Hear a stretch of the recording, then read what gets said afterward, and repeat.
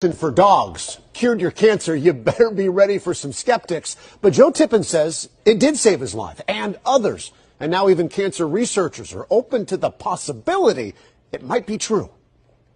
My neck, my liver, my pancreas, my bladder, in my bones, it was everywhere. 2 years ago, Joe Tippin says he was told to go home, call hospice, and say his goodbyes. The doctors were unanimous. He was going to die of small cell lung cancer. Once that kind of cancer goes that far afield, the odds of survival are less than 1%, and the median life expectancy is 3 months. Tippin says he went from 220 pounds to 110, but that was January of 2017.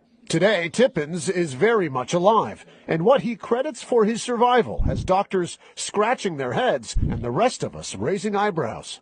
About half the people think I'm just crazy, and half the people want to know more and dig deeper.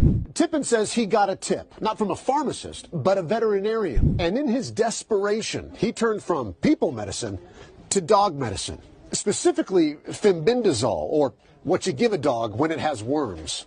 Truth is stranger than fiction, you know. Just 3 months later, Tippin says his cancer was gone. I'm usually skeptical, and I was and maybe still am about this one. But there's an interesting background to this.